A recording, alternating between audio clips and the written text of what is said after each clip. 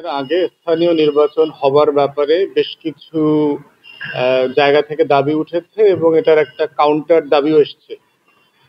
বাংলাদেশের ইতিহাসের এমন একটা জায়গায় আমরা এখন আছি যে আমাদের একদম গ্রাম থেকে শুরু করে আপনার ওয়ার্ড পর্যায়ে এবং ইউনিয়ন পরিষদ থেকে শুরু করে আমাদের কেন্দ্র পর্যন্ত কোনো নির্বাচিত প্রতিনিধি নাই। ৭১ সালে যুদ্ধ চলাকালীন অবস্থায় আমরা এরকম একটা বাস্তবতায় ছিলাম না। তো সেই জায়গাতে এই যে একটা নজিরবিহীন বাস্তবতা বাংলাদেশে এখন বিরাজ করছে এবং যেটার কারণে আমাদের নাগরিক সমাজ, আমাদের গ্রামবাসী, প্রান্তিক জনগোষ্ঠী যারা আছেন তারা প্রচন্ড রকম সেবা থেকে বঞ্চিত হচ্ছেন। তো সেই জায়গাতে বেশ কিছু আলোচনা এবং দাবি এসছে, সেটা হচ্ছে যে আমরা স্থানীয় নির্বাচনটা করে ফেলতে পারি কিনা। স্থানীয় নির্বাচন আগে করবার ব্যাপারে পক্ষে এবং বিপক্ষে দুই দিকেই খুব শক্তিশালী যুক্তি আছে। পক্ষের শক্তিশালী যুক্তি হচ্ছে যেটা বললাম, যে এই মুহূর্তে আমাদের কোনো নির্বাচিত জনপ্রতিনিধি নাই। দ্বিতীয়ত হচ্ছে যুক্তি হচ্ছে যে নির্বাচিত জনপ্রতিনিধি না থাকলে নাগরিক সেবা সুনিশ্চিত করা যায় না। এবং ইতিমধ্যে আমরা দেখতে পাচ্ছি গ্রাম অঞ্চলে বিশেষ করে প্রান্তিক এলাকাতে মানুষজন জন্ম সনদ করতে পারছে না, মৃত্যু সনদ করতে পারছে না। এটা না করবার কারণে এনআইডি করতে পারছে না, পাসপোর্ট করতে পারছে না, বিদেশ যেতে ঝামেলা হচ্ছে, বাচ্চাদেরকে স্কুলে ভর্তি করার ঝামেলা পোহাতে হচ্ছে। এবং নাগরিক যে কিছু বেনিফিট আছে, আপনার ধরেন রাষ্ট্র যে সুরক্ষা বেনিফিট গুলো দেয়, যে বৃদ্ধ ভাতা দেয়, তারপরে হচ্ছে বিধবা ভাতা দেয়, চাল দেয়, গম দেয়, এই যে সুবিধাগুলো আছে এগুলো ডকুমেন্টেশনের অভাবের কারণে অনেক সময় করা যাচ্ছে না। এবং সেটা বিকল্প সরকার যেটা করেছে, এসে সকল অনির্বাচিত অথবা সেমি আওয়ামী নির্বাচিত যারা আছে এদের প্রশাসনিক কাঠামোটাকে বাতিল করে দিয়েছে। এইটা কনসেপচুয়ালি আইডিয়ালি এটা রাইট, কারণ হচ্ছে এরা কেউ নির্বাচিত না, এরা আওয়ামী লীগের দালালি করার মাধ্যমে ম্যাক্সিমাম এভাবে নির্বাচিত হয়েছে।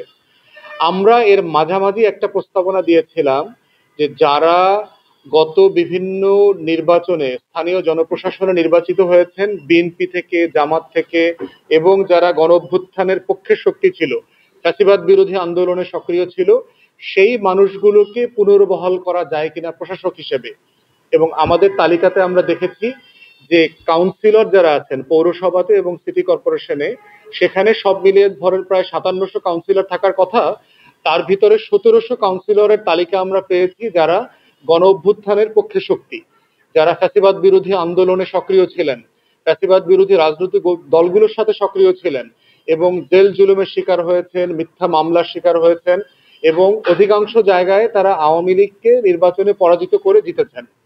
তো সেই সকল কাউন্সিলরদেরকে আপাতত প্রশাসক হিসেবে যার যার জায়গায় পুনর্বহাল করা যায় কিনা সেটার জন্য আমরা বারবার দাবি করেছি। বাকি যে জায়গাগুলো আছে সেখানে আমরা দাবি করেছিলাম যে মানে নাগরিক কমিটি করে দেওয়া যায় কিনা, যে প্রত্যেক জায়গাতে ফ্যাসিবাদ বিরোধী আন্দোলনে যারা সক্রিয় ছিলেন, অত্যন্ত সম্মানিত মানুষ ওই এলাকার, ওই মহল্লার, তাদেরকে একটা কমিটি করে দিয়ে এখানে দায়িত্ব দিয়ে দেওয়া। কিন্তু কোনোটাই আসলে হয় নাই।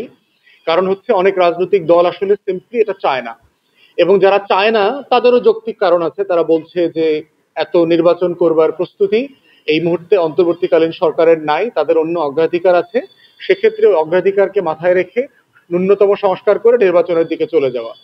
আমরা বোধ করছি যে স্থানীয় প্রশাসনের এই যে শূন্যতাটা তৈরি হয়ে আছে, এই শূন্যতাটা কোনো না কোনোভাবে পূরণ হওয়া উচিত।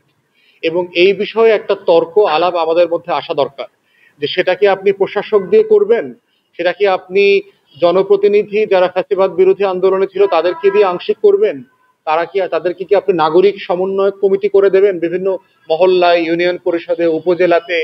আবার এই যে অবস্থাগুলো তৈরি হয়েছে এর ভিতরে আমরা দেখতে পাচ্ছি যে স্থানীয় সরকার প্রশাসন কিন্তু আপনার ইউনিয়ন পরিষদকে বাতিল করে নাই, যারা সবাই দলীয় প্রতীকে নৌকায় নির্বাচিত হয়েছে। কিন্তু যারা স্বতন্ত্র নির্বাচন করেছে পৌরসভাতে, সিটি কর্পোরেশনে, উপজেলাতে, তাদেরকে বাতিল করে দিয়েছে। আবার এর বিকল্প যেটা দিয়েছে সেটাও কিন্তু খুব ভালো বিকল্প না, বিকল্প দিয়েছে হচ্ছে আমলাদেরকে। তো আমলাদেরকে বিকল্প দেওয়ার মধ্য দিয়ে যেটা হয়েছে, এই আমলারা তো আওয়ামী লীগের দালালি করেছে। প্রায় ৭০-৮০% আমলা কোনো না কোনো ফর্মে গত ১৬ বছরে আওয়ামী লীগের দালালি করেছে। তো সেইখানে আমরা বোধ করছি যদি সেবা নিশ্চিত করতে হয় তাহলে ইদার বিকল্প একটা টিম করে তাদেরকে দায়িত্ব দিতে হবে, লোকাল যারা কাউন্সিলরদেরকে যাদেরকে পুনর্বহাল করা যায় নীতিমালার ভিত্তিতে সেটা করতে হবে, নতুবা নির্বাচনে চলে যাওয়া দরকার, নির্বাচন দিয়ে দেওয়া দরকার। এবং নির্বাচন দিলে আরেকটা বেনিফিট যেটা হবে, জাতীয় নির্বাচন করবার মতো আমাদের ক্ষমতা, আমাদের সক্ষমতা কতটুকু হয়েছে, এইটা একটা জাজমেন্ট করা সম্ভব।